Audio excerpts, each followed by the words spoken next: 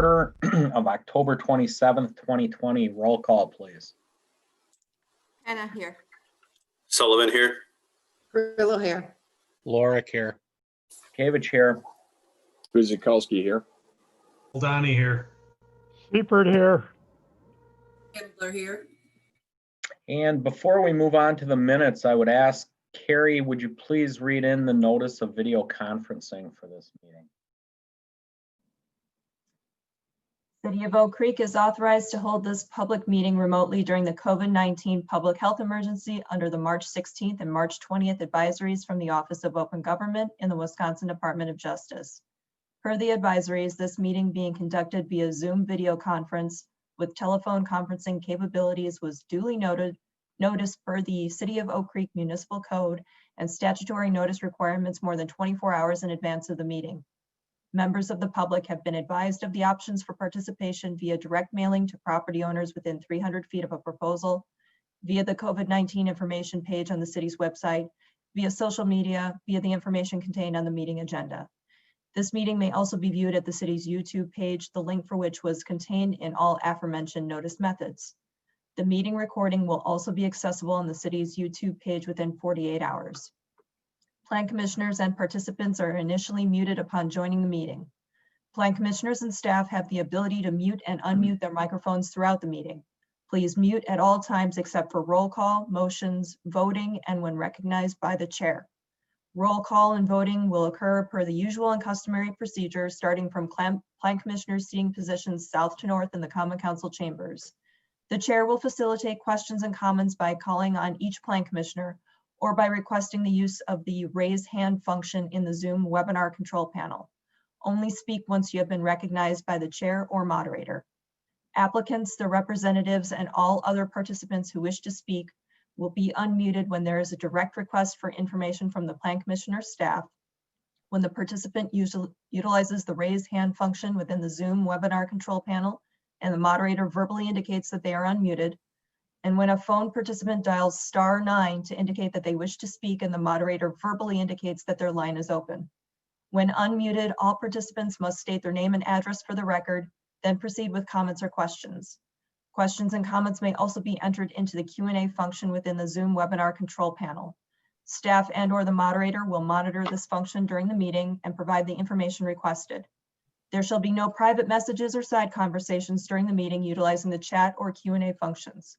Chat and Q&A messages are part of the public record. There is one or more public hearings scheduled as part of this meeting. After the chair announces the public hearing, staff will read the public hearing notice into the record, state that the hearing is open and subject to all meeting procedures aforementioned, and provide a brief overview of the proposal. The chair will then proceed with the hearing by making calls for public comment. Following the third call for public comment, the chair will close the public hearing and proceed to consideration of the remaining agenda items. Mr. Mayor. Thank you, Carrie. That will get us on to the minutes of October 13th, 2020, as everybody had a chance to take a look at them. Are there any questions, comments, omissions?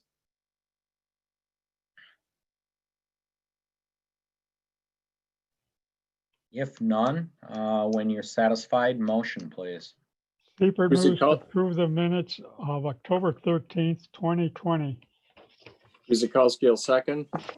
Roll call. Hannah, I. Sullivan, aye. Grillo, aye.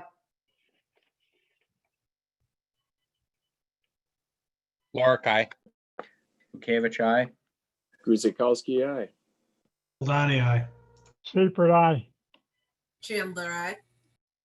Thank you for that.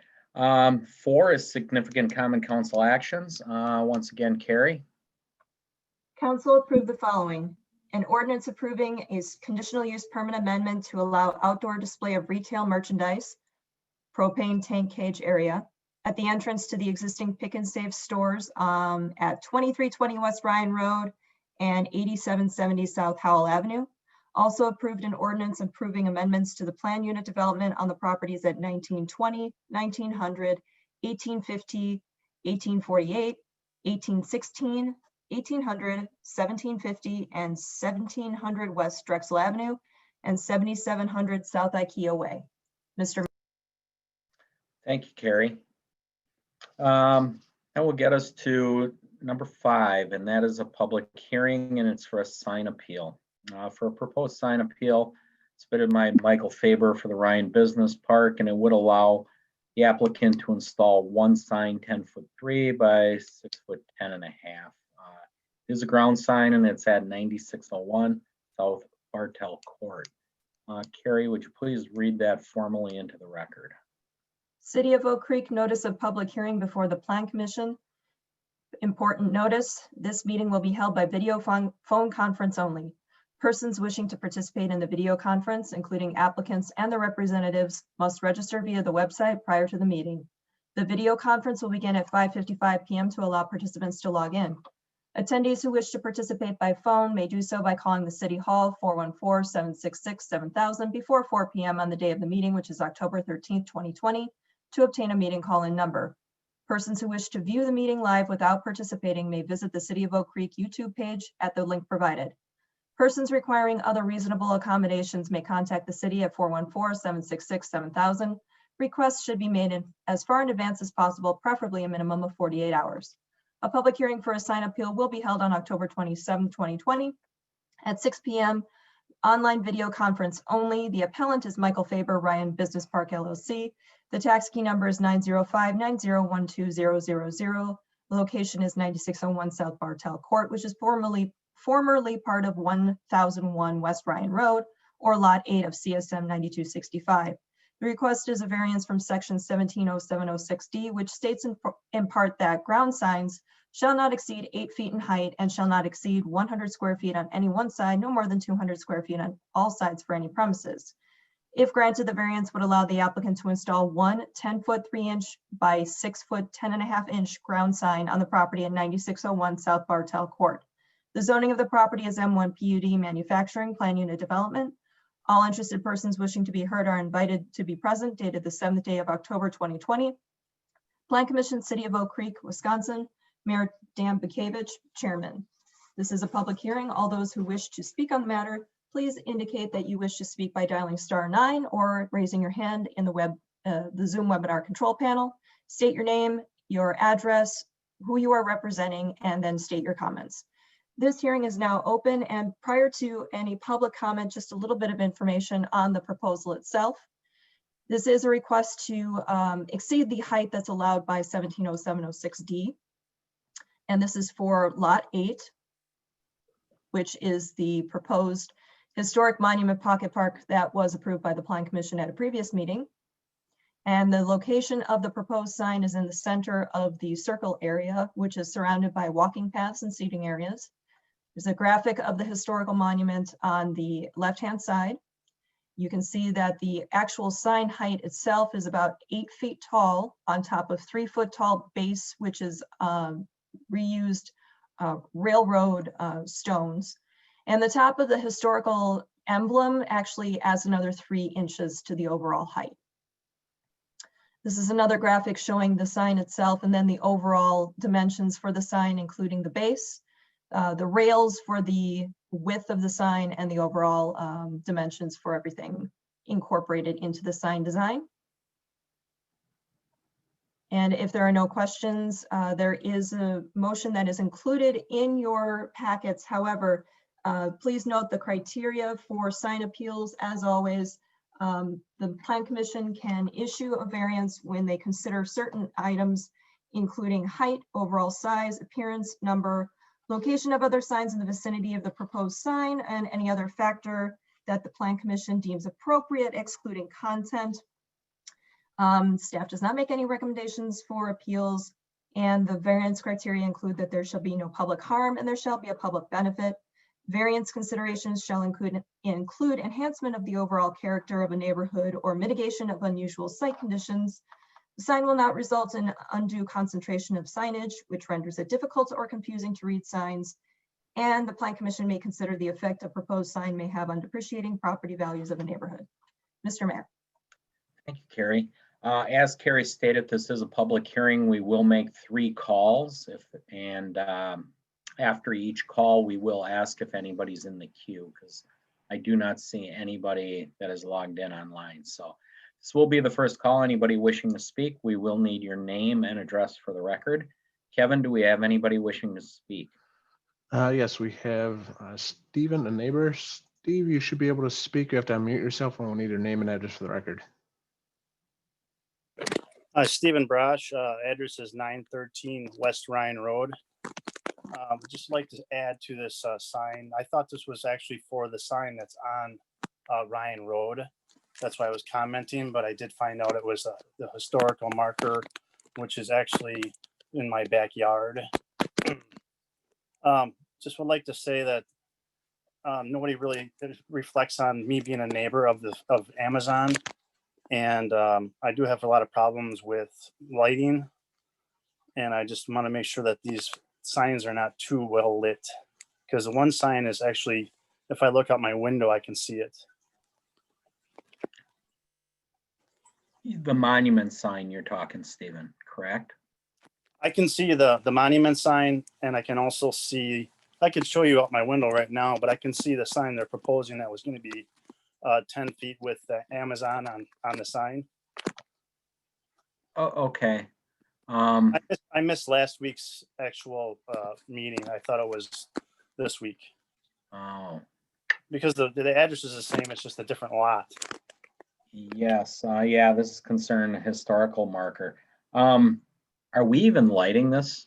I guess that's a question that can be answered. So there are 4 small uplights that are going to be shining on the sign itself. And then there are 5 pole lights that will be for the walking paths. Now, this is something that is going to be transferred to the city. So in terms of the hours that it'll be lit, we can certainly have a conversation about that. But the variance request is for the overall height of the sign. Okay. Thank you for that, Carrie. Okay, Stephen, we'll take up the question of the lighting. Right now, I mean, we're just kind of going off the height of the sign. Either way, any issues as long as we light it properly and try to work with you. No issues. I mean, the actual on the monument sign, as long as it's not, a huge distraction in the backyard. Okay. Okay, understood. Thank you. Thank you. Oh, you're welcome. This will be the second call. Is there anybody in the queue wishing to speak, Kevin? Nobody raised their hand for that one, but we do have the applicant on for questions after the public hearing. Oh, okay. Third and final call. Anybody wishing to speak? And nobody raised their hand for that call either. Okay, thank you. We'll now close the public hearing and move on to item 7A in the agenda, and that is consideration of approval of this sign appeal that we just discussed. So with that, I'll open it up to the commissioners for questions, comments. Can we start with Commissioner Hannah, please? Anything? No, I have no comments. Thank you. Okay. Commissioner Sullivan? Nothing regarding the sign appeal, no. Okay. Commissioner Carrillo? No questions. Nothing. Alderman Lorik? No questions, thank you. Alderman Guzekowski? No questions. I just think that it's a nice, really a nice job and a nice tribute to this area. So thank you. Would agree. Commissioner O'Danny? No questions. Commissioner Siebert? No questions. Commissioner Chandler? No questions. Thank you. Okay. Would the applicant like any comments or anything before we go? He did raise his hand, so I'll allow him to speak. Okay. Mike, you should be able to speak. You have to unmute yourself, and then we'll need your name and address for the record. Mayor, Commissioners, my name is Michael Faber with Ryan Business Park LLC, N17W24222 Riverwood Drive, Waukesha, Wisconsin. As to the neighbors' comments about lighting, the main monument sign that has already been approved out along Ryan Road is only internally illuminated, so there shouldn't be any light coming from that main monument sign that would disturb anyone. As you know, Bartell Court is now a city public street, and it has city consistent street lighting along it. The lighting in this historical monument pocket park will be less of an issue, I believe, because the 5 pole mounted lights along the walking path are only about 12 feet tall, and they are completely downlight, and they are really there only for security purposes. The sign itself, this historical marker, is only illuminated by 4 small uplights that are ground mounted. And I believe from the neighboring property, you won't be able to see the actual light fixtures themselves because they're ground mounted. And from that neighboring property, I believe that the stone blocks that serve as seating that wrap around the outside diameter of the walking space around the sign will screen the view of the actual lights themselves, but they will be definitely aimed only up at the sign, and I'll adjust them once the sign is installed and walk over to the neighbor's property and make sure that we can't, that the lights themselves are not viewable. I know that's an irritant when the lamp that's throwing out the light is visible. And so we'll make sure that doesn't happen. Appreciate that, Mike. I don't have any comments. I guess one thing when we go across these sign appeals, one thing that's always mentioned is there a public benefit? And I think this is truly one of the times I can actually say there is a great public benefit to this sign. So I think it fits our criteria very easily for the variance. So as far as Stephen, as far as it goes with the lights, I'll also talk to the electrical inspector to make sure that, you know, we're properly not bleeding light to areas where we shouldn't, that everything's properly shaded, whether at Amazon or even that we have cutoff fixtures in the park and what's set to go there. So we will look into it for you.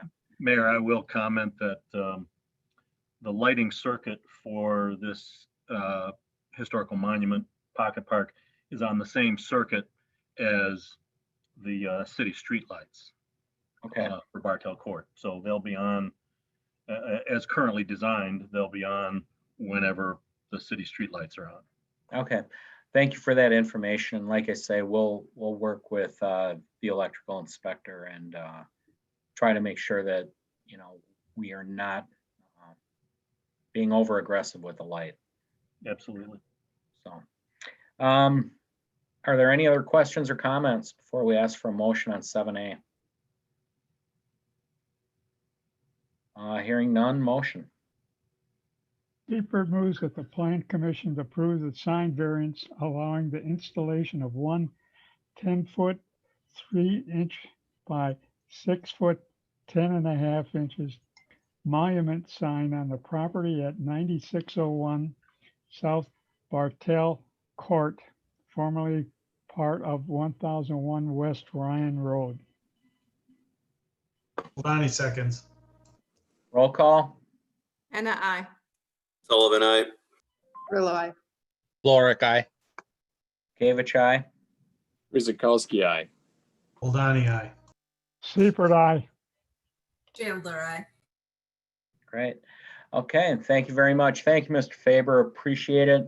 We look forward to that park being completed and getting down there one day and reading the history of the property. So thank you. Thank you, Mayor. I think we will have a little function in the spring. Hopefully COVID will be done by then and we can do a dedication. I think everybody would appreciate that. Okay, moving on, this gets us back to item 6A, and this is under old business. This is a landscape plan review submitted by the United States Post Office for the facility on 2201 East College Avenue. We're going to have a narrative by our planning department. Doug, Carrie, one of you two have it to begin with? Sure, I can delve in this one. And Carrie, would you let me share my screen, please? Or if you can do that?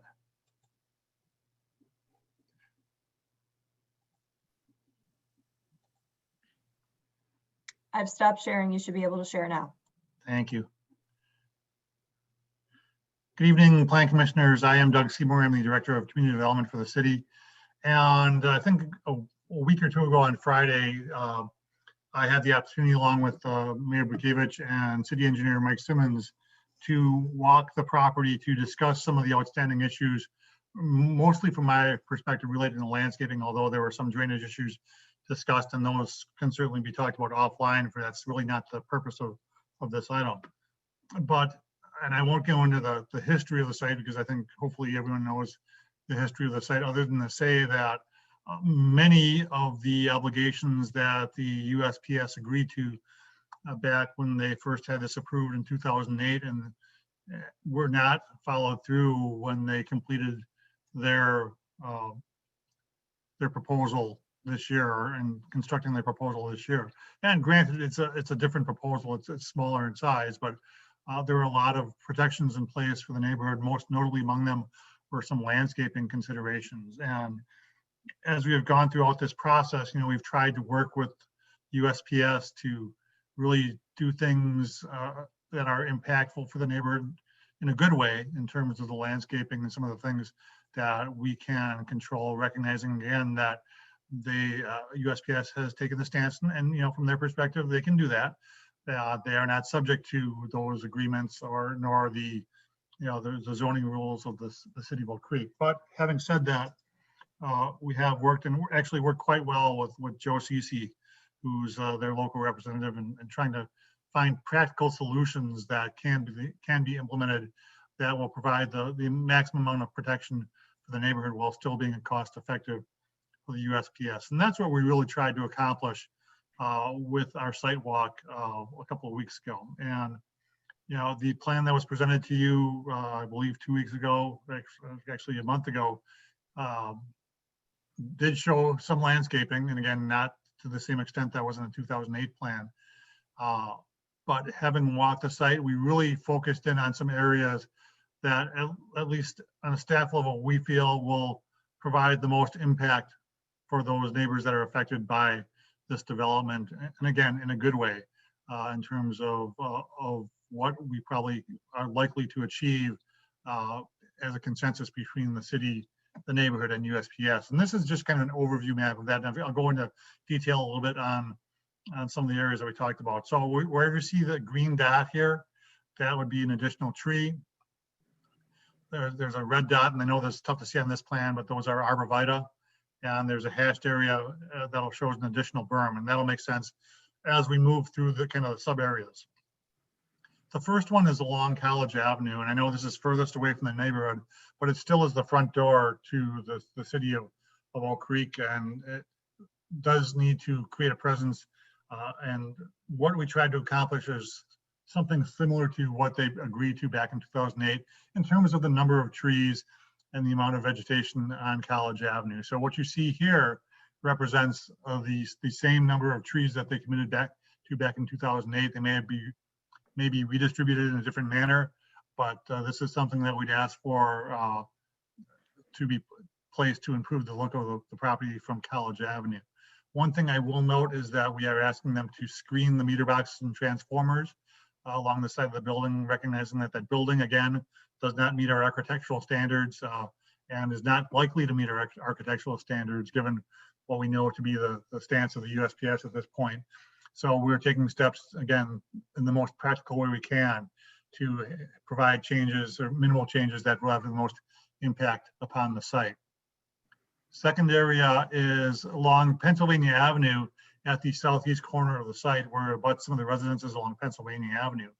And you will note that they did provide trees inside the fence along that area. And if you recall, the original site actually did have some wooded area of some extent, along that, which provided some natural vegetation.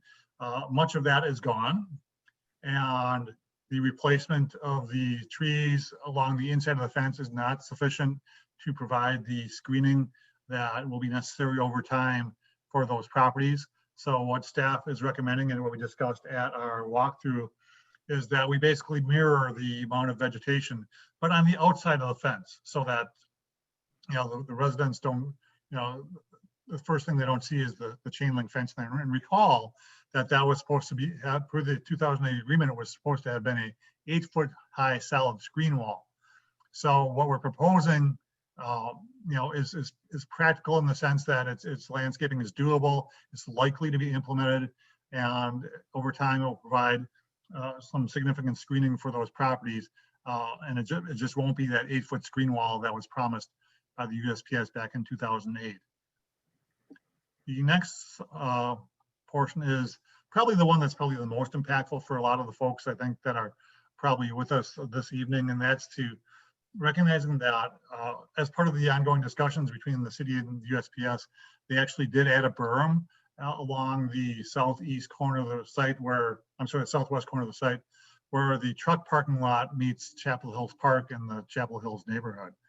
And having gone out there and actually seen that and looked at it in the field, you know, essentially what we told them, well, that's a good start.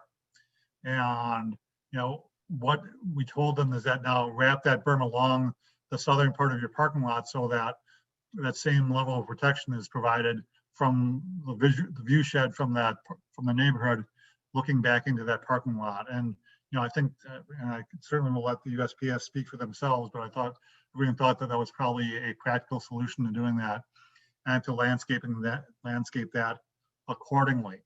So those are the areas in the landscaping plan that we feel, again, are impactful in the sense that they provide a very doable and practical means for the USPS to address the needs of the neighborhood and the city. I think it is something that in lieu of some of the commitments that they made back in 2008, for example, in this area, they committed to a 20-foot high sound attenuation wall, basically a freeway barrier, freeway noise barrier along portions of that parking lot.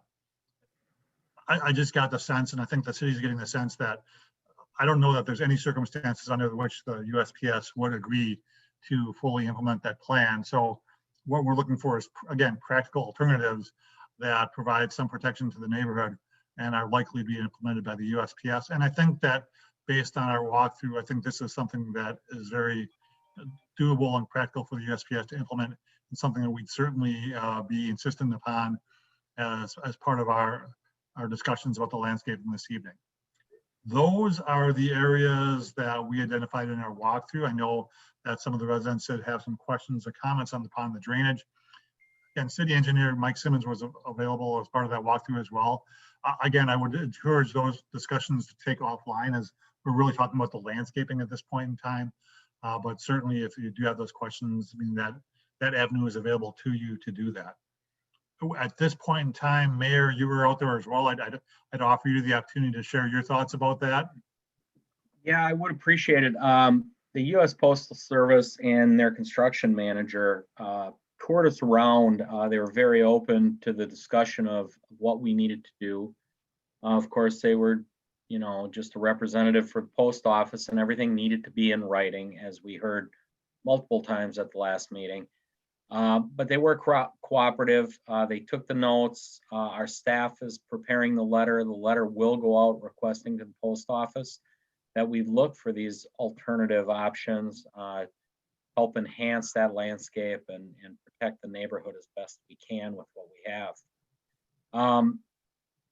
It was a productive tour. It actually very much was.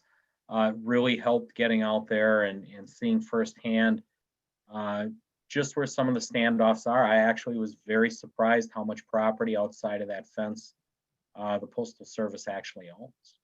I was quite surprised. So again, it will be maintained. It can be in a natural state, but if we can continue to work with the post office towards getting that extra landscape, I think it would serve everybody well, from the neighborhood to the post office long term. and of course, the city. So that's sort of where we're at really with it. The letter has been drafted. It will go out, or it has gone out. I think it's in It progress. will, based on the plan commission responses this evening. Yes. So, commissioners, like I say,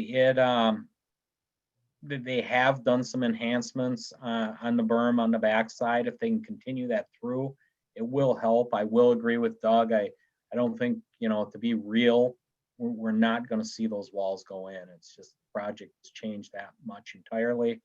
But I think these are reachable alternatives with the post office, and I think it's a good alternative, particularly on that south side and up along Pennsylvania. College really, really needed it for a building that size. It was very, very bare. You kind of see the number of trees that Doug had plotted out there on the north side of the building.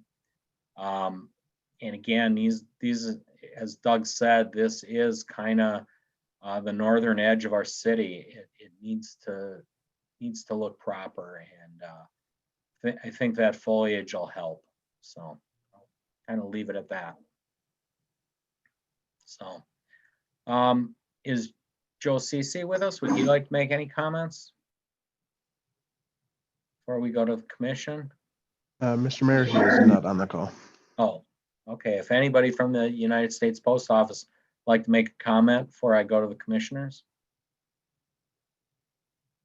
It does not appear that anyone from USPS is on the call. Okay.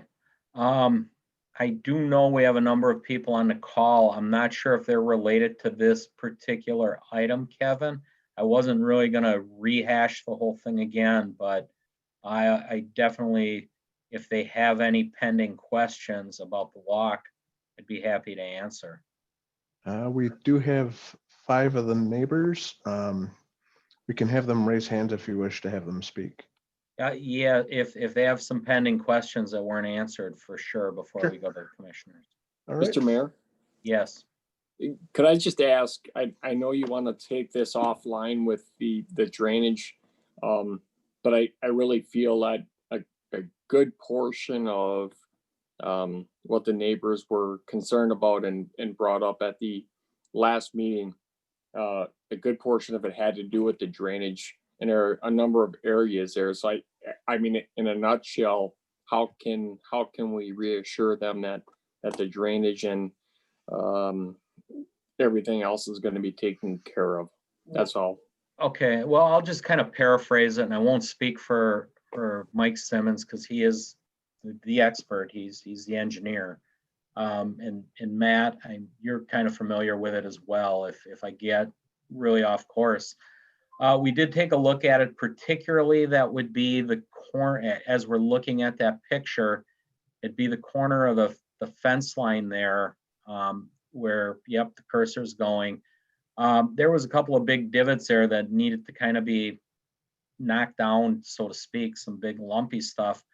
But for the most part, the bioswale was pretty much in place the way it was designed. And just based on Mike's opinion, it should carry the water the way it's supposed to go down to that pond. And then given the amount of land that the Postal Service actually owns, whether that's floodplain or what have you, it seems adequate to control that water in his opinion, at least during our site walk. So it didn't become as large of issue as we were hearing, from what I'm understanding.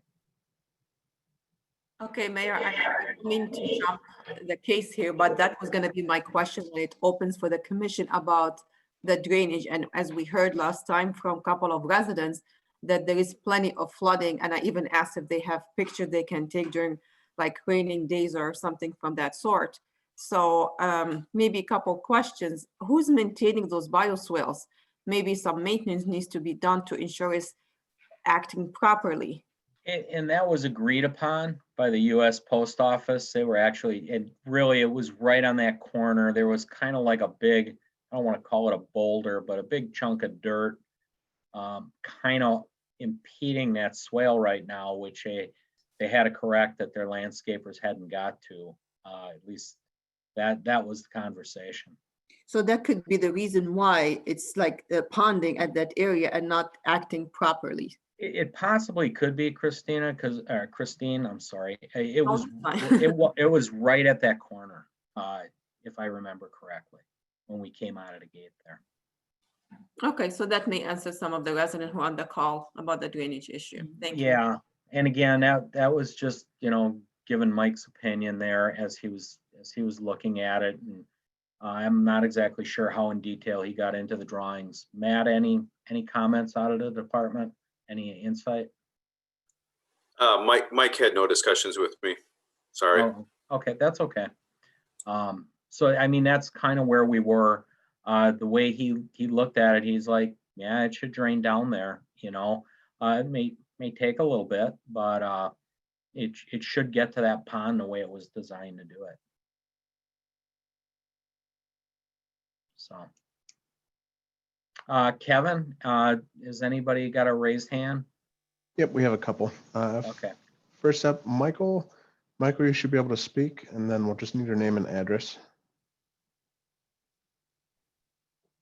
You'll probably have to unmute yourself in Zoom too. There you go. Hello, it's Mike Canese, 6419 South Pennsylvania Avenue. Just wondering if they've said anything about what they're gonna plant for ground cover in the area east of the fence on their property.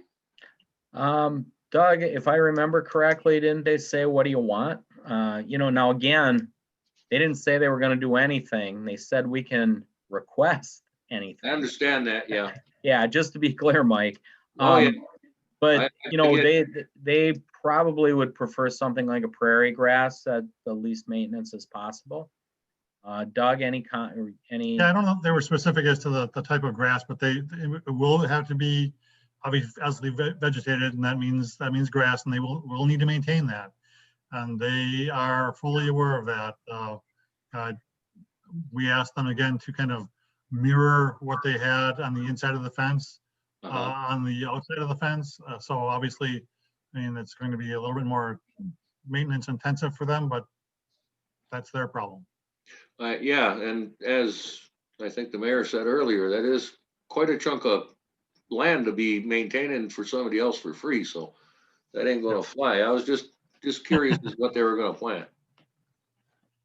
Essentially, what we were thinking is, you take what you see on the other side of the fence and just mirror that on your side.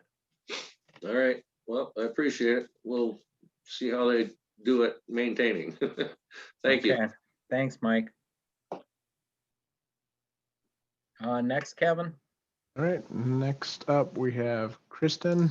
Kristen, you'll just have to unmute yourself and then we'll need your name and address. Okay, can you hear me? Yep. Yes. Okay, it's Kristen Chmielewski, 2030 East Norwood. So thank you very much for requesting those berms and trees. I think those are going to be very, very helpful to us. There was something that actually was brought up on the last meeting regarding the grooming. And after speaking with a couple neighbors over on my side between Spruce and Norwood, we were kind of hoping that would not get groomed. So is all the property on our side always going to be mowed and groomed over there? On the south side?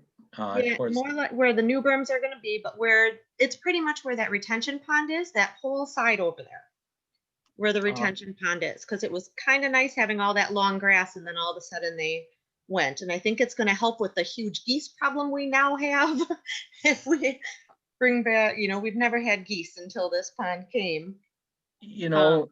Kristen, the only thing I recall when we were talking about the grass, there's actually a culvert tube that comes out. I believe it's the city's.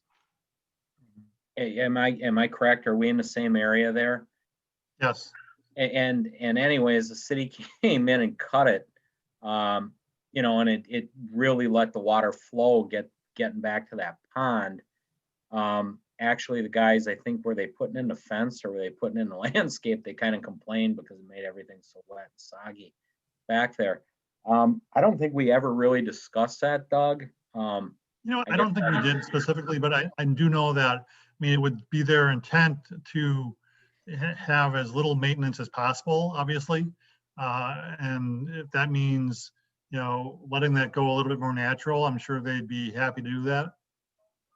That would be great, because, you know, if little trees decide to plant themselves in there and just let them grow, that would be awesome. That's kind of what we were hoping for. And I know during that one talk that we had out there between me, you, and Joe, he said that our side was pretty much going to be natural. I just kind of wanted to make sure that that's still going to kind of follow suit, because I know Mike, that our one that just talked, wanted it groomed really well on his side. We don't want that. We'd rather have it more the natural, keep all the, you And know. again, I don't know, Doug, can we include that in the letter? Is the letter set in stone right now, or is that something we could mention? No, I'm sure we can mention that. Okay. I mean, again, I mean, you know, certainly we can include those things in the letter. And I think everyone's aware of their responsibilities to comply with that. But I think that, you know, if they are pursuing this in good faith, as we all hope they are, that they will take that into consideration. I appreciate that. And other than that, you answered everything else beautifully. Thank you so much. Thanks, Kristen. Have a good night. You as well. Who do we have next, Kevin? There's no one else with their hands raised. Oh, one just raised. Okay. Rachel, you should be able to speak when you do your name and address for the record. Okay, Rachel Meliaka, 6470 South Crane Drive. I thank you for getting trees. That should be helpful, and hopefully with moving the boulder, that will solve our water problems. If not, certainly I'll contact the water. I'm guessing the water department. Yes. No, actually, it would be our engineering department. Engineering. Okay. I do have a question, something that has just started to come up, a potential problem. The road that is to the east of the post office and to the east of the post office parking lot. What will that be used for?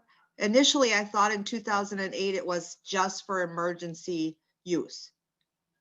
Is that easement they have between the homes, Doug, that you guys pointed out to me? Is that what we're talking about? I don't think so, no. Can you repeat that? You said east? East. It comes off of the roundabout on College Avenue. Yep, right there. So what is that road going to be used for? Provides 360-degree access to the building. I mean, all the trucks are going to be coming off of College Avenue into the truck court, but they need that to provide emergency access to the building. So the trucks are not going to be using that on a regular basis, because they are now, and I understand during construction, they're going to be using it. But once they are up and operational, they're not going to use that as a truck route around the building. I can't speak for the post office, but it was never designed that way. That's what I thought. Okay, I just want to make sure, because then, you know, maybe we need to leave it open that if they're going to be using that road more often, we're going to have to do something more for the noise factor, because we can hear those trucks going down that road. There's really nothing blocking that sound. Yeah, I'd have to agree with Doug. I thought they were coming in farther west, where the docks actually are. And the only thing, that is a secure gate as you go farther east, where you come in off roundabout. And that was really just for employee parking. Right, okay. Yes. So. But yeah, I agree with Doug's answer. We didn't specifically ask, but I'd be surprised that road did not look designed to handle truck traffic. Okay. Could we ask the question, since you're, throwing out the letter, just so that at least if it's an issue, it can maybe potentially be addressed with, something for the sound issue? I can speak with some certainty that's not designed for trucks. That it really just isn't. It's all the trucking is coming off of the truck court directly onto College Avenue. Yeah, I don't think they'd want. And I'm not speaking for them, but if I was a post office, I wouldn't want my truck drivers navigating that turn out of a roundabout. And there's a 90-degree turn right against a pretty big retaining wall. It's just not designed for it, and I don't think that'll be an issue. Okay, thank you. Okay. Is that it, Rachel? Yep, that was it. Thank you. Okay, thank you very much. Okay, take one last look, Kevin, and then we'll go to commission. Looks like Michael raised his hand again. Oh, okay. Go ahead, Michael. Michael, you should be able to speak. There you Okay, go. thank you. Thanks for taking me back in again. I want to thank you guys for your efforts. And the grooming and all on the back of the property between mine and the fence there. If it was all right with everybody, I'd go for native plant wildflowers rather than tall grass that's going to get up to my shoulders. Sure. Again, Doug, thoughts? You know, I would certainly encourage you to have that conversation with your neighbors, because if that were in fact the case, you know, I would, you know, I'd hate to say, yeah, go ahead and do it, and then have your other neighbors come back and say, well, what'd you do that for? You know what I'm talking about? Oh, I get that. Yeah. It's just a thought on it. But Michael, if that happens, at least you'd have a little taste of what it's like to be a councilman at times. Oh, yeah. Oh, no, I got to move halfway and I don't want to even go there. You guys have fun with that. Thank you. Thanks again for your efforts. Okay. Thank you. Okay. If we have nobody else in the queue, we'll open it up to the commissioners for the questions about the walk. That was it, Mr. Mayor. Okay. Thank you, Kevin. Commissioner Chandler, we'll start on your end this time. How's that? So for this item, are we approving the suggested additional trees that we were shown this evening? Am I understanding what this motion is about? Great question. If that's the motion you choose to make, absolutely. I mean, if it were my preference, I would ask that you concur with the changes that are being proposed, and to request those in a letter to the United States Postal Service. Okay. And would it also, oh, my apologies, please continue. Oh, no, go ahead. You broke up a little bit, Chauncey. Can you repeat that? Can you hear me okay? Yeah. And also, is it possible to include the drainage system with this as well? Or is that another item for another time? Honestly, I would separate those issues, as I'm not, you know, technically qualified to talk about the drainage. And I would be having that conversation with landscaping with Mr. Cece, and there are people that are better qualified to have that discussion outside of the discussion about landscaping. Okay. Matt, just very quickly, where'd you go? Everybody moved around on my screen. Does your department get one last look at that just to make sure it's where it needs to be, or has that been done as they got occupancy? I can't verify that, Mayor. We can definitely, if requested, we can definitely go out there and take a closer look and do our own survey if we had to, if that's what's requested from the Plan Commission. But I know Joe CC did mention that there was going to be a full survey done, as-built survey, so we have yet to see that. Okay. And like I said, the construction manager was even like, yeah, that's got to be straightened out there a little bit there on that corner. It was a little rough. So I agree with that. Okay. Is that it, Chauncey? That is it for now. Thank you. Okay. Takes us to Fred. My memory's right on how everybody sits. Okay. Do you hear me? Yep. Okay. I'm just wondering, are we waiting for the post office to come with all these recommendations to us in writing? Or have we give it to them in writing already and we're waiting for them to implement it? Go ahead, Doug, you want to answer that, or you want me to go? Absolutely. I mean, that letter will be a direct relation to the plan, that if you choose to endorse the plan this evening.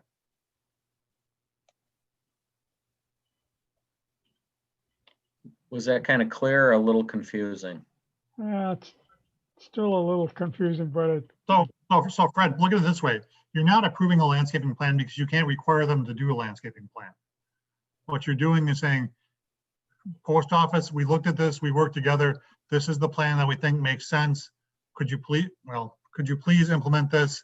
And, as a consideration, maybe for, some of the other things like the sound barriers that were mentioned in the 2008 plan. To be quite frank and quite honest, and I will, I am hopeful that by implementing these changes, that this will put both the post office and the neighborhood in position that they have some certainty as to what's finally going to be developed there, and we can all move on with our lives. Okay, can you repeat what we're requesting them to do then? Absolutely. They'll get an exact copy of this exhibit. Would be to add 17 trees along the College Avenue frontage, adding 10 trees along the College and Pennsylvania frontage, screening the meter boxes and transformers, mirroring the landscaping on the outside of the fence along the properties along Pennsylvania Avenue. I think it's 13 trees and 10 arborvitae. Extending the berm of equivalent height to the south and west with the addition of 8 trees and 6 arborvitae to screen the Chapel Hills neighborhood and to compensate for the 20-foot sound and attenuation wall that was required in the 2008 plan. Thank you.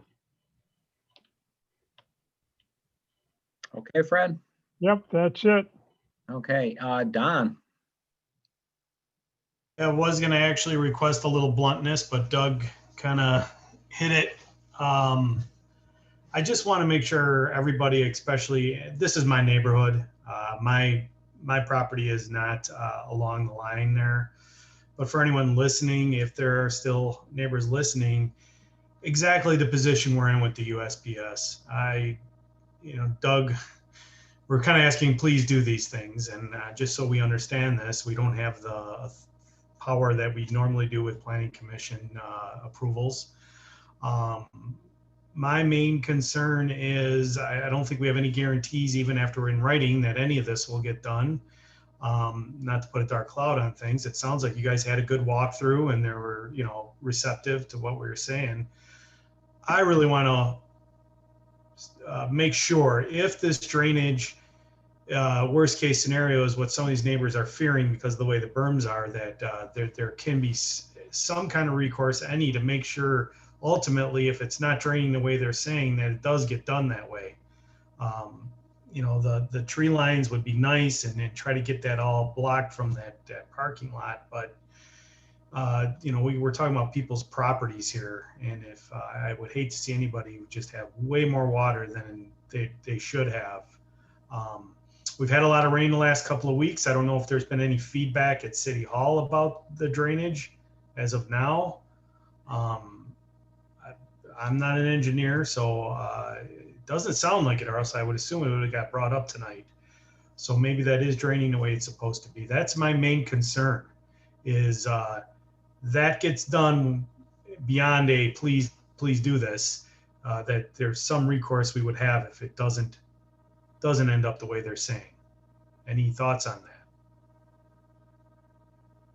that? Again, it would be probably a working relationship with post office, try to remedy the problem and change the bioswale to get it where it's going. I guess that would really be the answer. Again, it may take some time. That's a large property draining to the west, but by all indications, they thought with the bioswales and the slopes, they should be okay. That's fine. Like I said, I would assume we would have heard something by now if the last couple of weeks with all the rain we've had.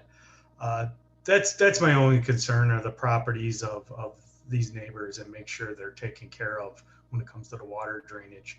And if it doesn't, that we keep at it indefinitely and do whatever we have to do to get done. That's all I'm saying and asking, actually, requesting. Would agree. Okay, Chris? So this one also hits close to home.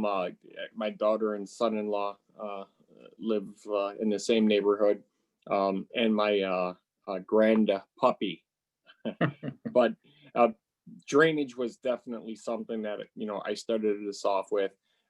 I do have a sense of relief or confidence in that Mike Simmons looked at the documentation and he feels that it's going to work how it's supposed to work.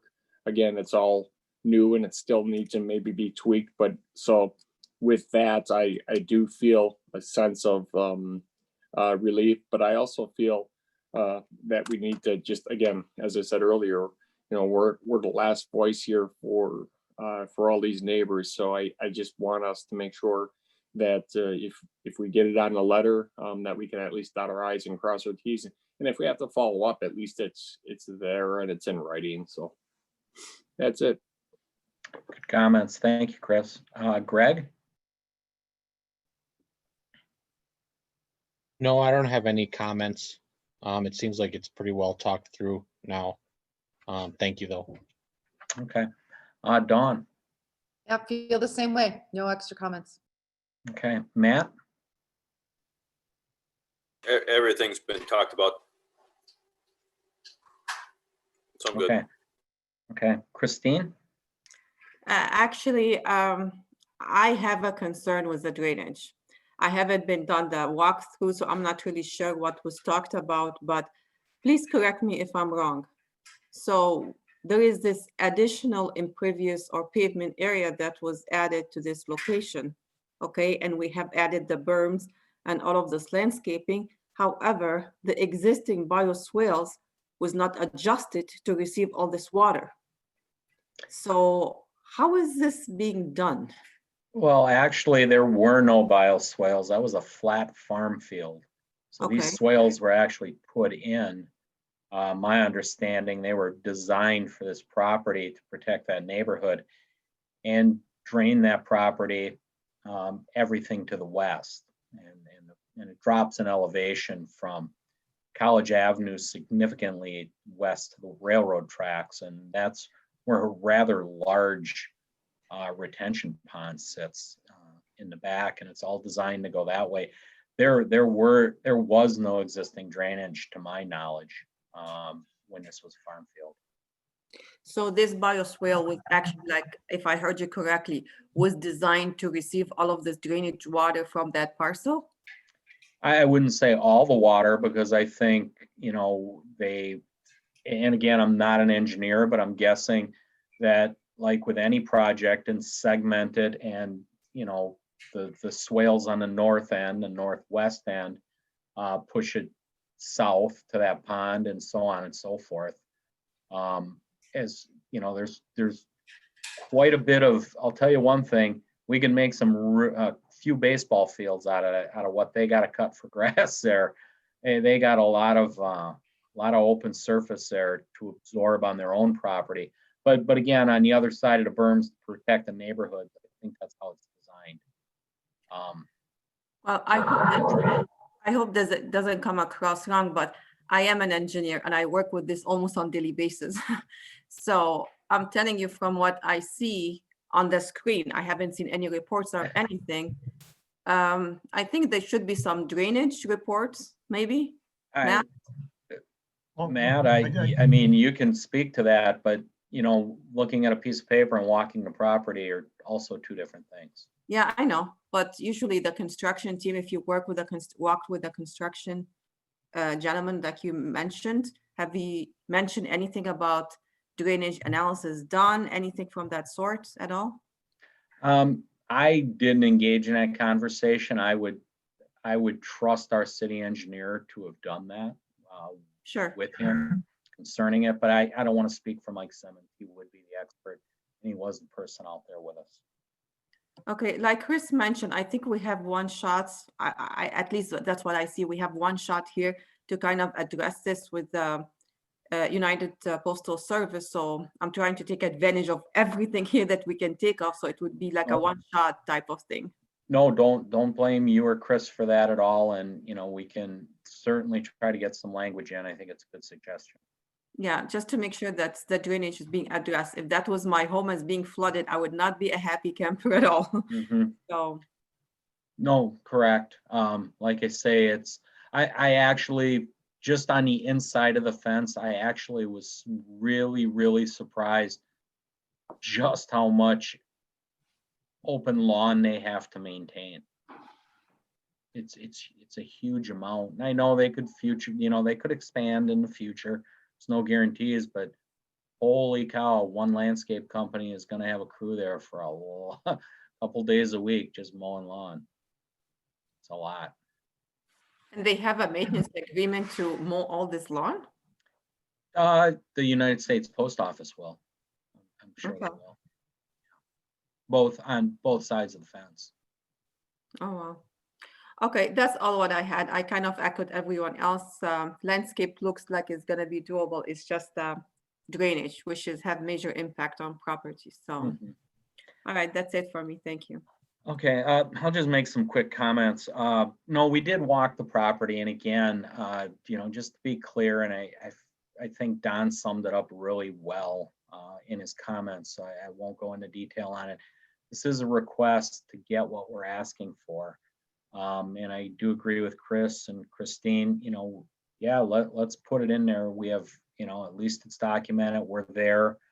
And move on from there. There's just, some realities we're not going to get, but if we can get that working relationship in lieu of not getting these walls, and we get the berms and the extra trees and the things we need, I think that's doable. And hopefully the United States Post Office sees it the same. So Doug kind of summed up that motion. I don't know if anybody had the hindsight to write that down or memorize it, but I guess that's what we'd be looking for. Correct, Doug? I have something, written down pretty close, I believe. So if you want me to give it a shot. Sure, why not?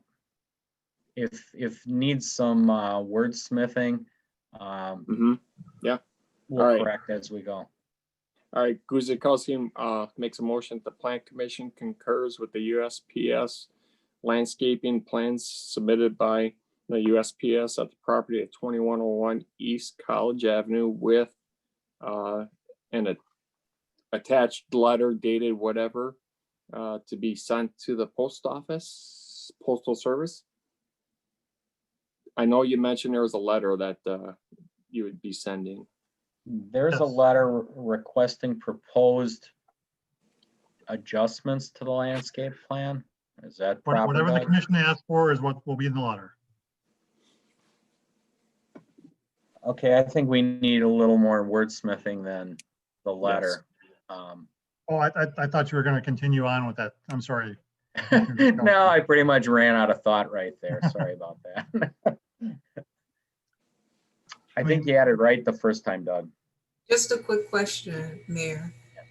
So we're going to have several different letters, one for. No, there's going to be one letter going out. Oh. And it's going to incorporate everything you see on this plan that was asked for, the trees on the north, the berms. We'll mention the grasses and things of that nature. We'll mention, proper adjustment of bioswales or professional way to word that.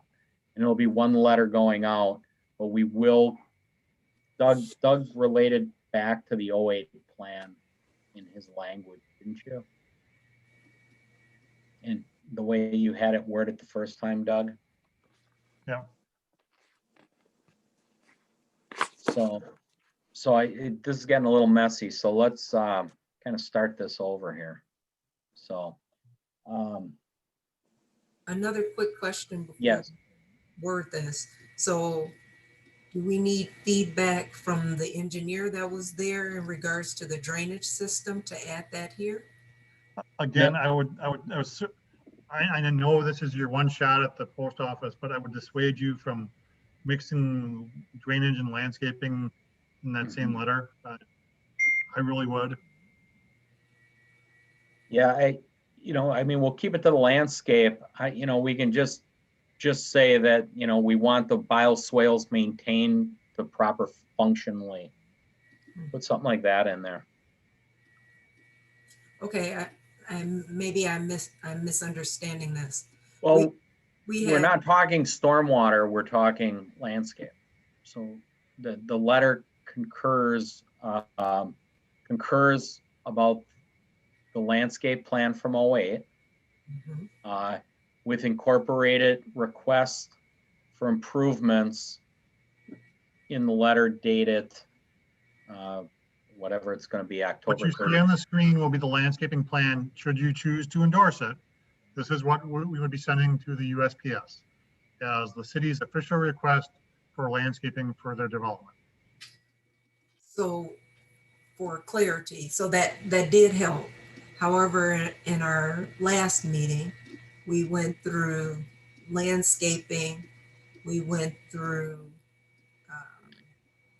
the drainage system. We also went or discussed some type of a unit that can help with dust, all these different things. So are we saying that we're now going to have a separate meeting and discussion for each of those items? I'm just trying to put. No, no, no, we won't. Okay. We won't. So our requests, now again, the dust factor was definitely on when they were working and building, and for lack of a better word, that ship sailed. Oh, okay. Okay. That the dust is kind of there and gone. The bioswale, we brought to their attention that we want it done. The city would continue to work with the USPS to make sure that thing is functioning properly. You know, as far as the landscape plan goes, I think Doug kind of said it. We would concur with the requested changes to the USPS plan dated 10/16/2020. Is that correct, Doug? That is correct. All right, Guzekowski makes a motion that the Plan Commission concurs with the USPS plans dated 10/16/2020 for the landscaping plans submitted by the Postal Service property at 2201 East College Avenue. Seifert seconds. Roll call. Hannah, I. Sullivan, I. Grillo, I. Lorick, aye. Kavich, aye. Guzekowski, aye. Sultani, aye. Seifert, aye. Chandler, aye. Now, again, thank you. Just to be clear, the letter is going to contain everything we see in the landscape plans. You know, we will discuss the natural state on the far south end. I think Doug's suggestion is a very good one, to concur with all the neighbors on the, I'll call it the Pennsylvania Avenue facing properties, if that should be groomed or you know, wildflowers. From there, we will also figure out how to communicate properly to make sure that bioswale is correctly maintained. And Christina, you summed it up best. Forget what you said, but that the engineering stuff, you know, we have access to the engineered drawings going forward. Yeah, that we've seen them. I forget how you said it, but we'll work on that on the side with the post office that way. And again, we'll try to, what I observed needs to be cleaned up there, and Mike Simmons agreed, and I'm sure Mike will be diligent about getting that done.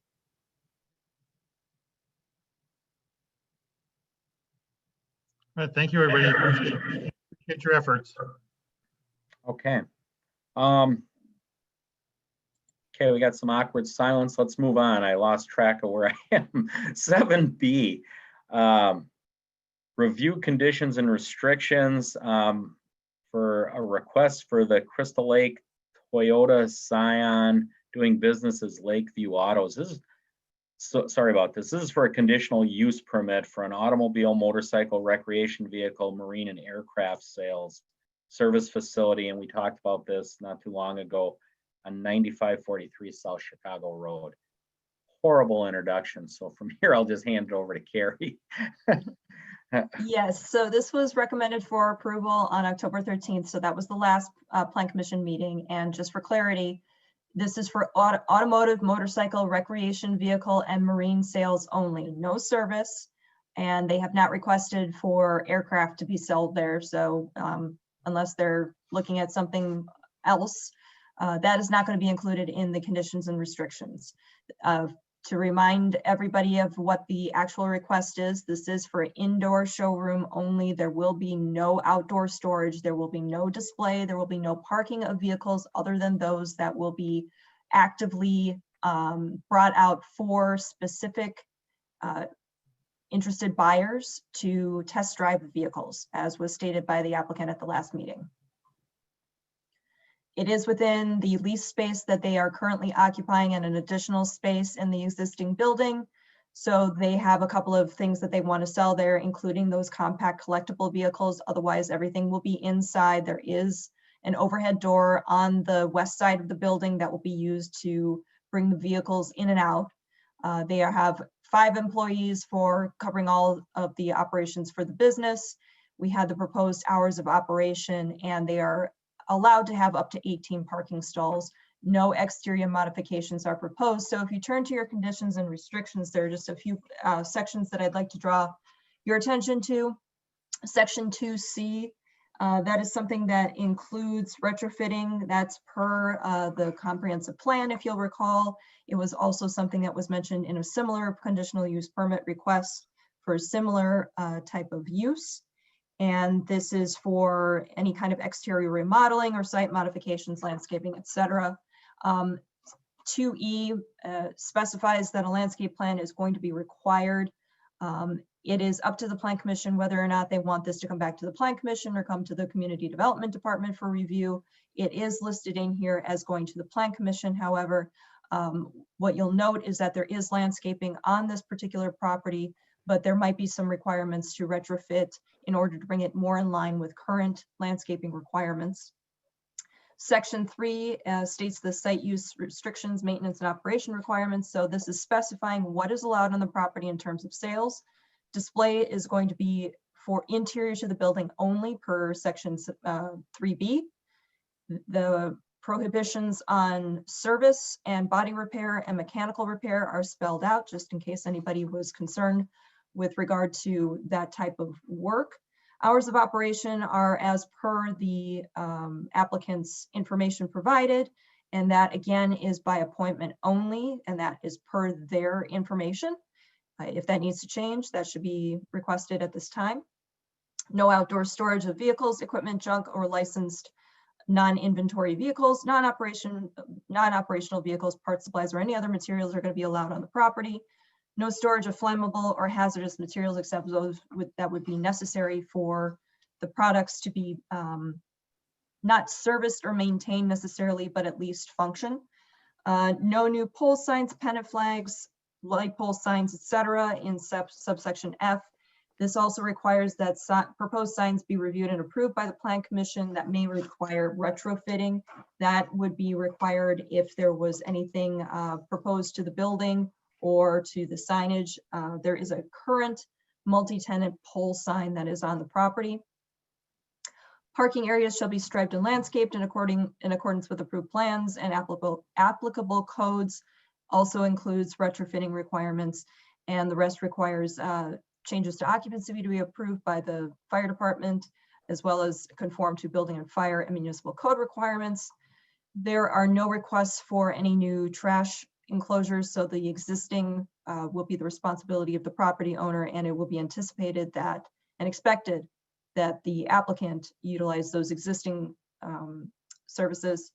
And of course, removal of snow and all of those maintenance requirements are the responsibility of the landowners. Parking and access are under section 4. Lighting, new and replacement lighting would be required to comply with the municipal code. That's just something that we always require. It's not necessarily retrofitting, but anything new would have to conform. We have the building and parking setbacks in section 6. Time of compliance is 12 months to establish.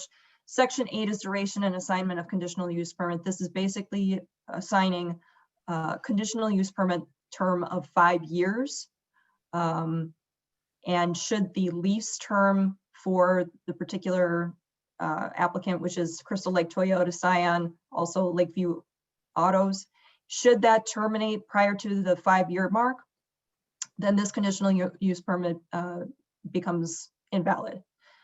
So at that point, a new application would have to be submitted, or at the end of 5 years, then an application would have to be submitted for an amendment to the conditional use permit to extend the time. All other sections of the conditions and restrictions are the same as what we have for every other condition and restriction document for conditional use permits. So there is a suggested motion for approval on the screen for the Plan Commission's consideration. Mr. Mayor. Thank you, Carrie. Kevin, with the applicant, are they with us? Would they like to say anything, or they just want to hang out for questions? Abdel Ali is on and available if there's questions.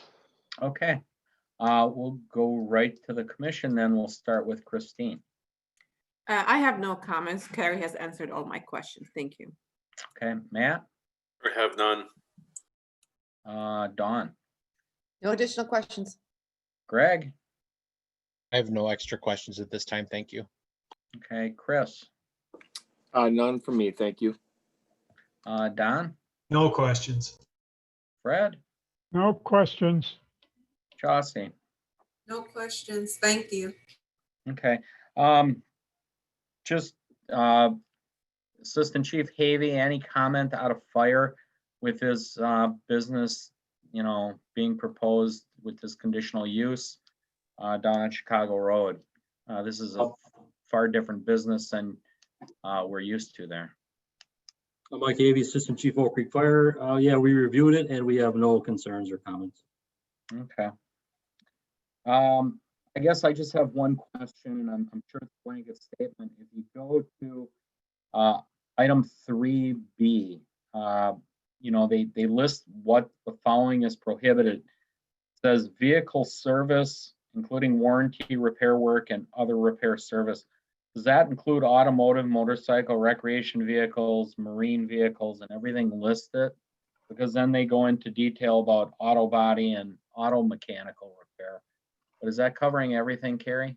So, Mr. Mayor, I think I can explain that a little bit better. Automotive body repair and automotive mechanical repair are two separate categories that are listed specifically in the code. Vehicle service, including warranty, repair work, and other repair service, would apply to all the vehicles that are on site. There was no request for service of any kind on the property. If that would be something that the Plan Commission wants me to make a little bit more clear in section 3B, I can certainly do so. No, I assumed it was that. I just wanted to be clear it was that, that 6 months from now, next summer, we don't find them, doing jet skis or something like that. Okay, I can make that language a little bit clearer for council consideration. Okay. Beyond that, no, I don't have any questions. I think it's a different use of the property and could be very successful there. Look forward to it. So, seeing nothing else, unless the applicant has any comments, we'll look for a motion. Kevin, would you like to make a comment, statement? I will unmute him because he's on the phone, so he might not be able to raise his hand easily. Abdel, you can hit *6 on your phone to unmute yourself. No, we need your name and address, please. Yep. First name is Abdel, last name is Ali, address 1420 West Foster Avenue, Milwaukee, Wisconsin, 53221. Just wanted to thank you all for your time. You're welcome. Okay, with that, motion on 7B, please. Guzikowski makes a motion that the Plan Commission recommends that the Common Council adopts conditions or restrictions as part of conditional use permit for automotive, motorcycle, recreation vehicle, and marine sales within the portion of the existing commercial building on the property at 9543 South Chicago Road after a public hearing. Seifert seconds. Roll call. Hannah, aye. Sullivan, aye. Grillo, aye. Laura Guy. Bukavich, aye. Guzikowski, aye. Hold on, aye. Seifert, aye. Chandler, aye. Okay. All right. Thank you very much, and good luck down there. Look forward to it. Item 7C has been canceled from the agenda. Kind of the big giveaway is the big red stamp on your packet. That'll get us to, is it officially D or does it go to C? For the It plan would- review of Since freighter. since the original 7C was canceled, it was renumbered. It is now the freighter proposal. Okay, so it is 7C. And this is a review of site building and related plans submitted by HSI for an addition to the existing freighter at Drexeltown Square, property at 7901 South 6th. Carrie? The proposal is for a 13,700 square foot addition to the existing west elevation of the property of the existing building here, and it's for emergency department and inpatient space. For a reminder, this is the Drexeltown Square MUPD. So those are the regulations that apply to the review of this particular proposal. Just for a note, this is a 24/7 operation that will be separate from the existing urgent care at the facility. So the components of the emergency department that were included in your packet include the exam rooms, trauma, treatment, and decontamination rooms, 8 inpatient rooms, a warming kitchen, and support spaces. There are anticipated to be 35 to 45 employees for this specific portion of the facility, with 5 to 8 on site at any one time. On the screen right now are the existing conditions of the facility, and this will become a little bit more clear as to what the proposal is going to be, because it will be in this general vicinity here. It will affect the building, it will affect the parking, and it will slightly affect the configuration of the canopy drop off over here for ambulances. So this is what the existing and proposed building layout looks like. The existing clinic, circulation, imaging, and urgent care are going to be unchanged.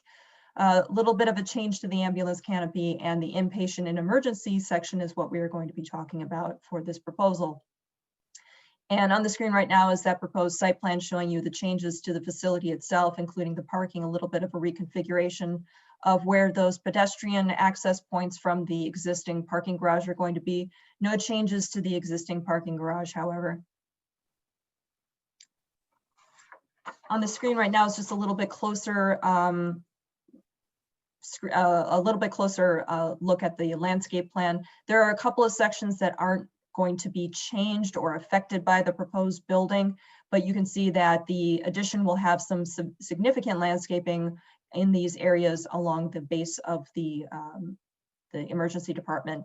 And the landscape islands for the reconfigured parking will also incorporate some plantings that will be conforming to code requirements.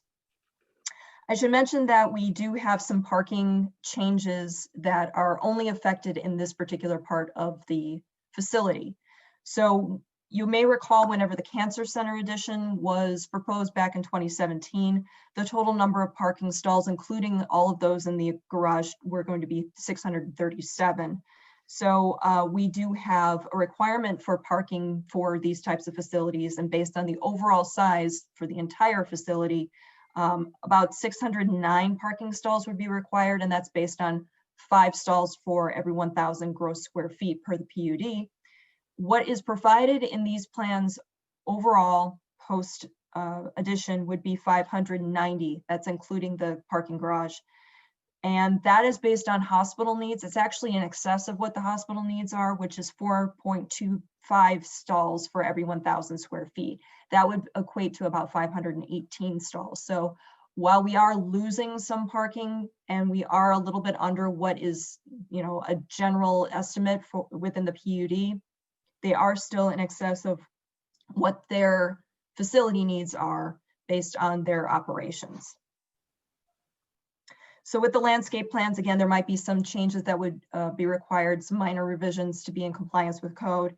And of course, we are going to be requiring compliance with previously approved landscape plans where there are no changes to the parking. On the screen right now are going to be the elevations for the building, and I'm trying to highlight the specific areas that are associated with this proposed addition. So this is the north elevation, but what you should pay attention to are the 2 orange boxes. This will be set back from Drexel Avenue, but it's still the north elevation. What's in black is really what is existing.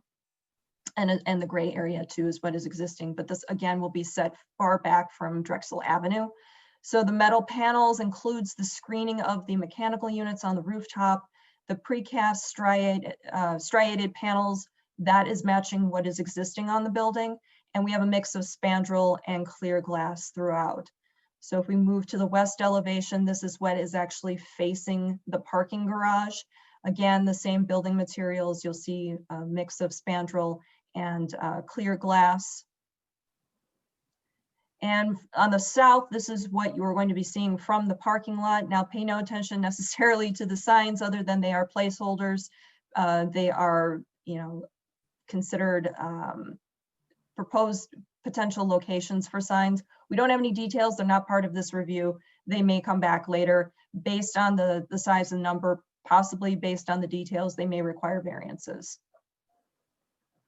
Finally, on the east, this is what is going to be the entry elevation, although there is also, there is also a door on the south elevation, but this is what you'll be seeing from the interior of the parking lot as well. There are two areas that are called out as composite wood mat panels, but on the materials breakout, it's listed as metal panels. So that's something that should be clarified by the applicant. Just as a matter of reference, the MUPDD does state that wood and architectural metal panels are allowed as secondary and accent materials. Corrugated metal screening, which is what is for the rooftop mechanicals, would require three-quarter majority approval of the Plan Commission.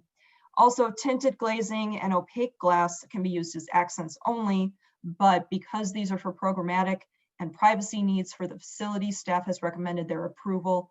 Spandrel glass is something that we obviously are very concerned about within Drexel Town Square on a case-by-case basis, which is why this was specifically called out in the building materials. We did receive some additional comments from other departments. Stormwater must drain away from Drexel Avenue, so we are recommending that the applicants work directly with the engineering department to make sure that that all meets with stormwater management requirements. And from the utility, existing laterals should be used to serve this addition. There should be no new connections to the main. And what are going to follow here are some renderings for the proposed viewpoints of the addition. So we're looking south, or I'm sorry, we're on the south looking north within the parking lot. So you'll see the entire facility in this particular rendering. This is the southeast corner from the parking lot. You'll see there is a door and for an entry here. You cannot see where the other entry is, but it's on the side. Southeast at night, basically the same. And then the east showing those, again, some placeholders for future signage. There is a suggested motion for approval with conditions that are on the screen right now. It's in 2 pages. So if there are no questions, this is what is being recommended. Mr. Mayor. Thank you, Carrie. Is the applicant with us? Would they like to say anything before we go to the commissioners? All right, we do have the developer, engineer, and architect, and the developer, Mark, would like to speak. Okay. Mark, you should be able to unmute yourself, and then we'll need your name, address, and company for the record. Okay, can you hear me? Yep. Awesome. My name is Mark T. Brokenhays. I'm with HSA Commercial Real Estate. Our office is located at 100 South Wacker Drive, Chicago, Illinois. I think I don't have much to add. I think Carrie did a great job laying out our expansion. And frankly, I'm here to answer questions along with our consultants. Okay, thank you, Mark. With that, then, if there's nobody else from HSA or Freighter themselves that would like to speak, we'll go to the commission. Chauncey, you want to start us out? Sure, I do have a question for the applicant. So for the emergency department and inpatient addition, will the same individuals work there as are in the, what do you call it, urgent care and clinic, which will be attached indirectly to this building? Or is it completely new staff?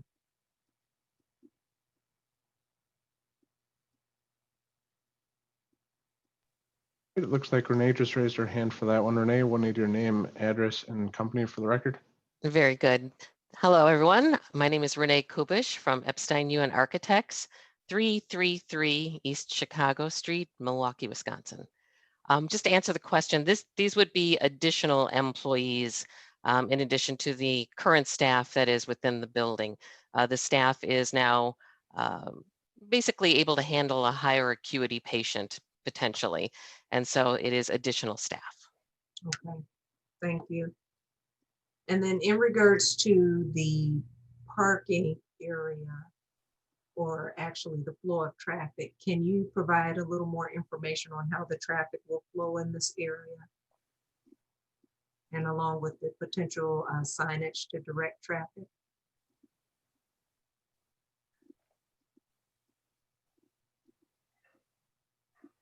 That one we have Michael. Michael, you have to unmute yourself, and then we'll need your name, address, and company for the record. All right, Michael Freilich, Kapoor and Associates, 7711 Northport Washington Road, Milwaukee, Wisconsin, 53217. The intent with the traffic flow is to maintain two-way traffic in front of the emergency addition or on the south side of the emergency addition. That will remain two-way. The only portion that'll remain one-way is if we go back up to the clinic portion where we have the original canopy and drop-off. That is a one-way, basically heading from east to west. And then as you start to head south along the east face of the addition where the urgent care department is, that'll remain one way as well with a little bump out that you can see on the plan to allow for drop off and pickup. I'm not sure if we're able to go to some of the other drawings. We included a site geometric and traffic control plan that outlines some of the signage. And I think that would probably make it a little more clear to see the traffic flow. I'm not sure if someone on your end needs to change the sheets.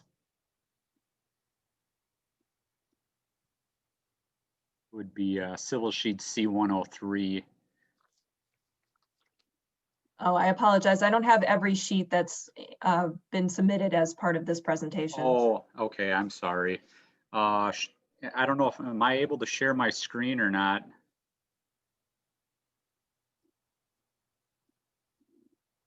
Yep, just 1 second. All right.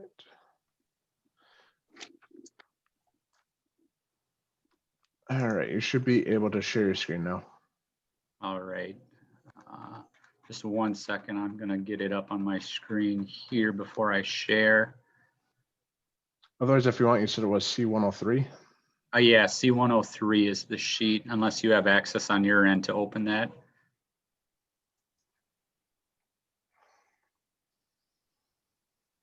All right, are you able to see that? Yeah.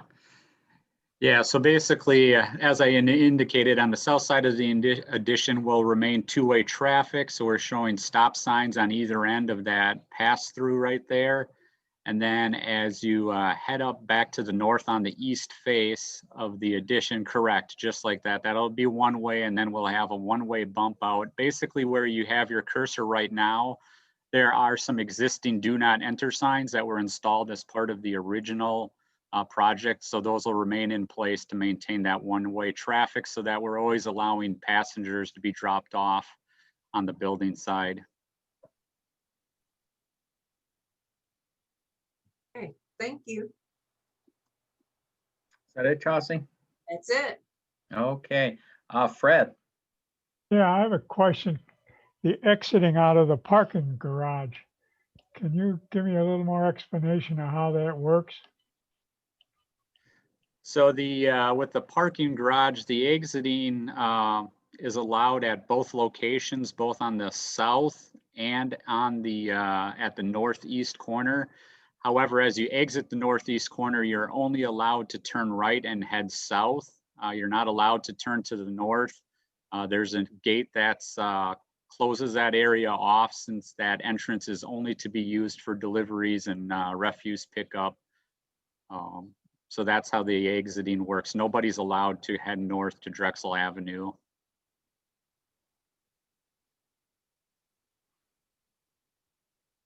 I didn't quite get that heading north on Drexel. I'm heading north to Drexel Avenue. So as you Okay. exit the northeast corner of the parking structure, correct, yeah, just like that, you have to head south and head back out to 6th Street. You are not allowed to head north. On the Drexel. Correct. Okay, now there's a gate there. How's that gonna work? The gate will remain in place, and the gate is only allowed to be opened when there are deliveries or when the refuse company comes to empty the dumpsters. So those gates always remain closed, and it's only allowed to be open for deliveries and maintenance vehicles. So then how can the people exit the garage?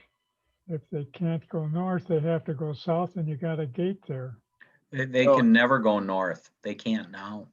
Yeah, the gate's to the north, right? Yeah, just where it's drawn on the screen. That's the current location of the gate. Okay. I thought you had a gate at the crosswalk. Oh, no, I'm sorry. Yeah, that's just a dimension line that probably looks like a gate. Okay. I appreciate it. Thank you. You're welcome. Is that it, Fred? That's it. Don? No, I have no questions. Okay. Chris? I don't have any questions either. Greg? No questions. I think this is a great addition to the facility there in Drexel Town Square. So thank you. Okay. Dawn? I have one question. As a Drexel Town Square residents, we hear the ambulance come in once a day. Sometimes it seems like every other hour with sirens on. Does this building change that frequency or its pattern?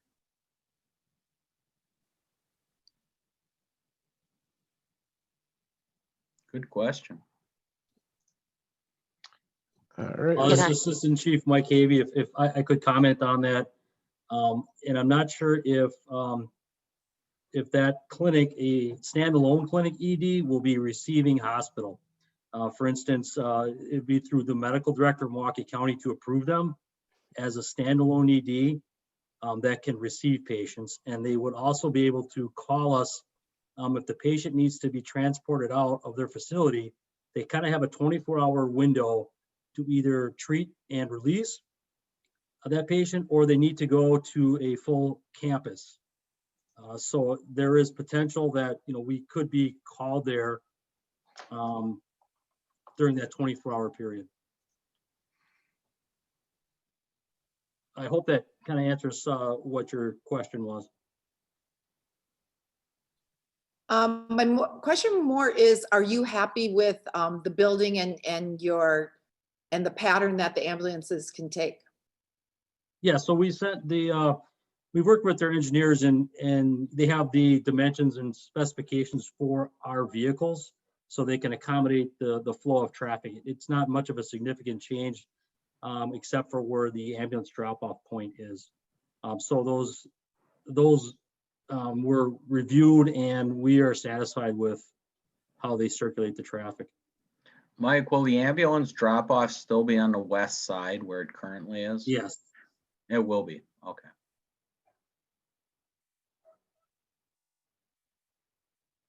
No further questions. Okay. Thank you, Counselor. Come on, that was a joke. Lighten up, people. Matt? The only comment we have is to make sure that all the storm water is contained and goes through the storm sewer. So any roof drains or anything along those natures are captured in the storm sewer. That's it for us. Other than that, looks good. Okay. Christine? Okay, I actually have one comment / need clarification.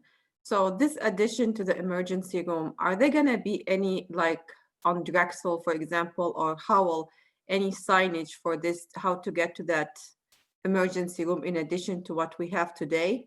And the reason why I'm asking, anyone outside the city of Oak Creek who need an emergency care, do we have proper signage to direct them to that location?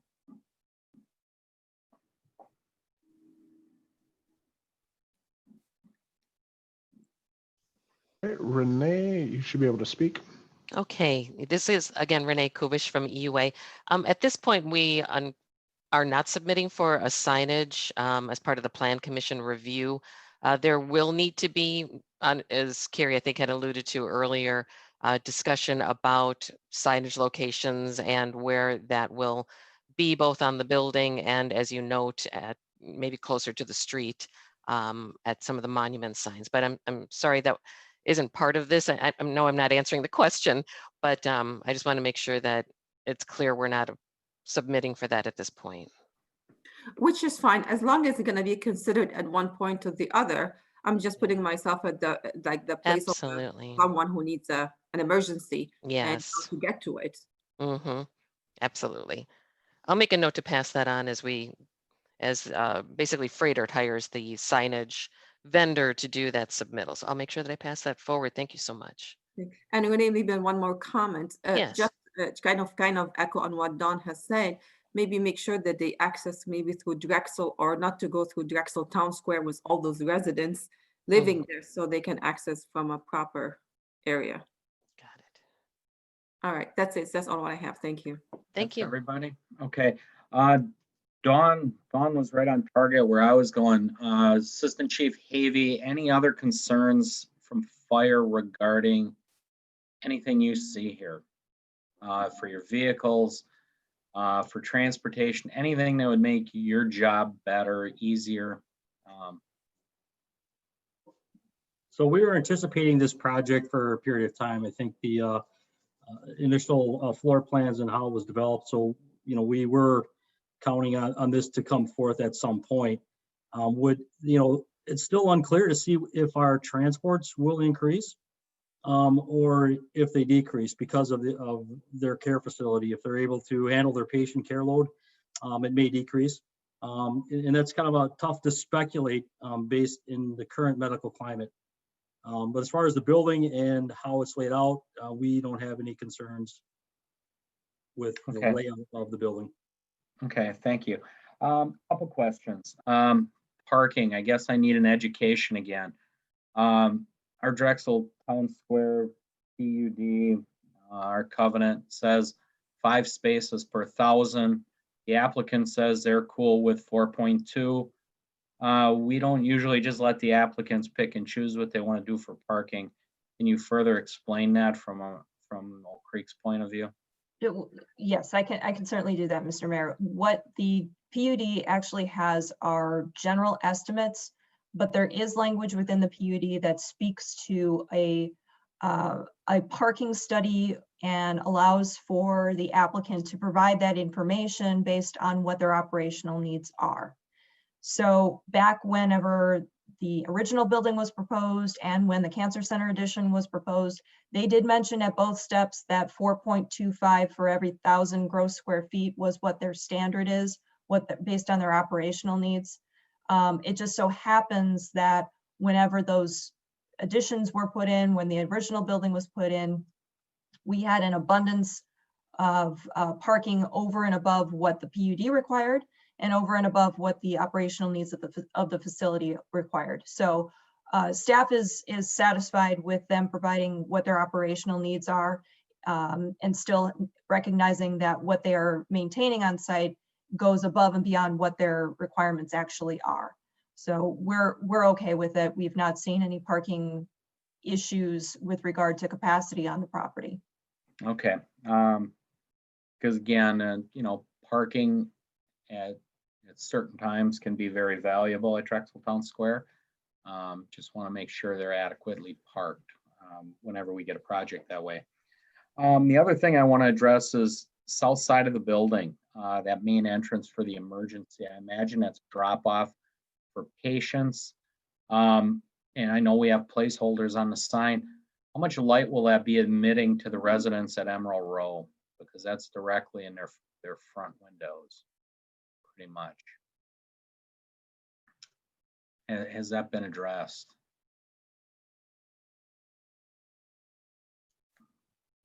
Mr. Mayor, the parking lot lights would be compliant with what is there currently in terms of the reconfiguration of the parking. Mm-hmm. The lighting on the building, and granted this is just a rendering, but the lighting on the building would be mostly from whatever signage gets proposed. And the canopy has recessed lighting.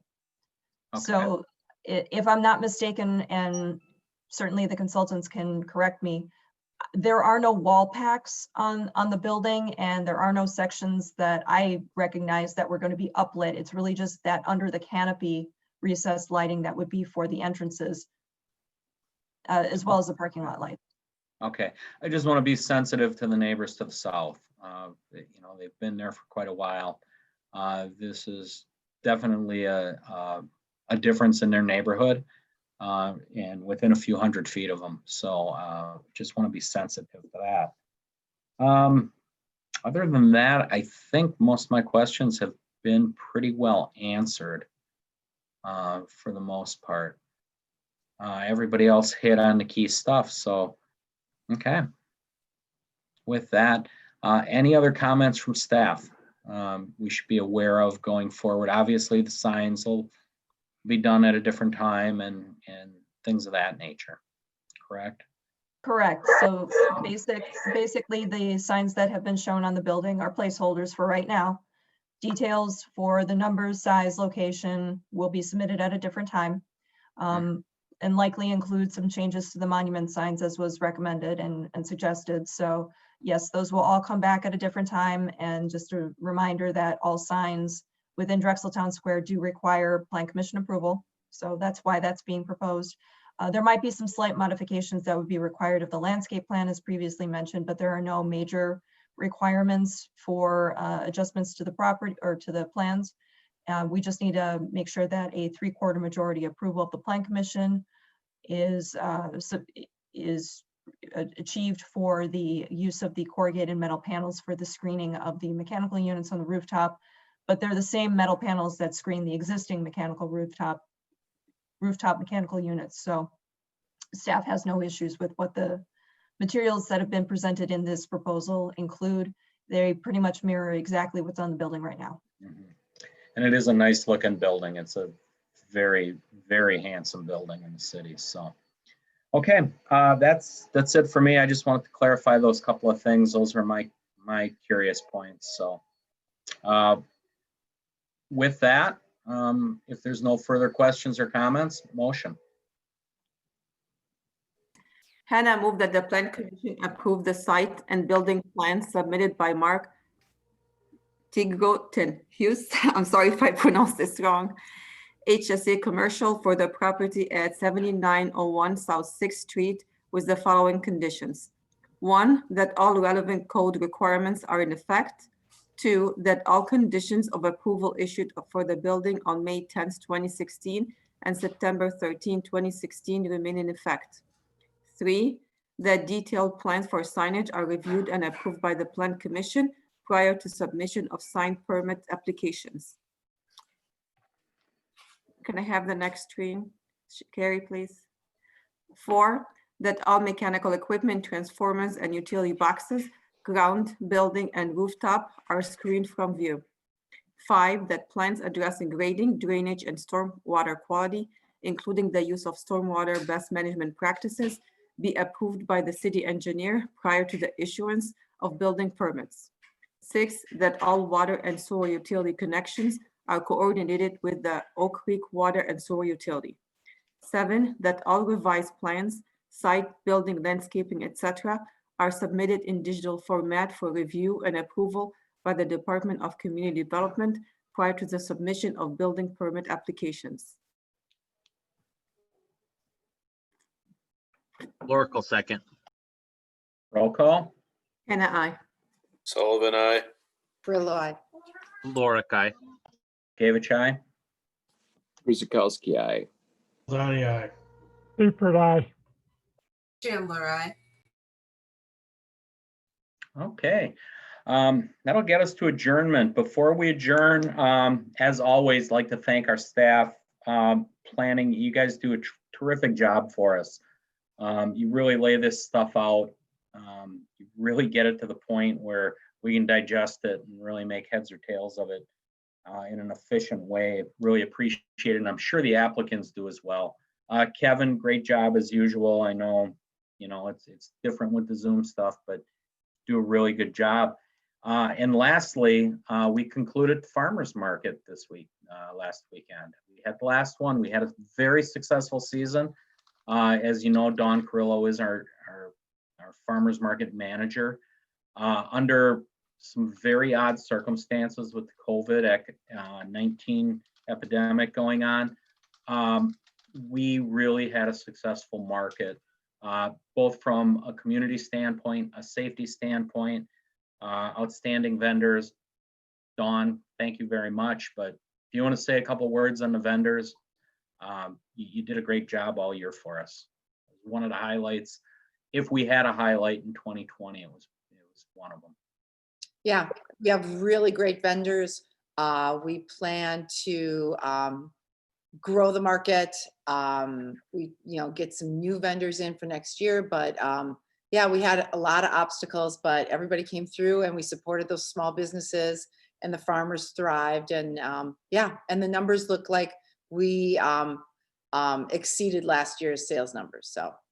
Yeah, in the few times, the times I visited the market, the vendors really appreciated it, that the community came out, stepped up the way they did.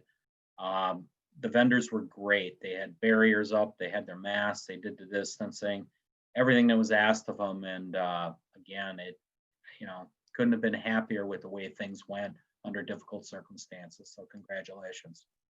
Thank you, Mayor. With that, adjournment, please.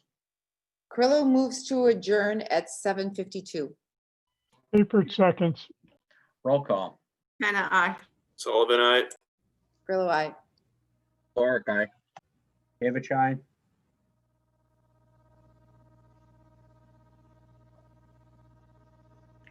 Chris, you're up. Yep. Guzekowski, aye. Wrong button. Donnie, aye. Seifert, aye.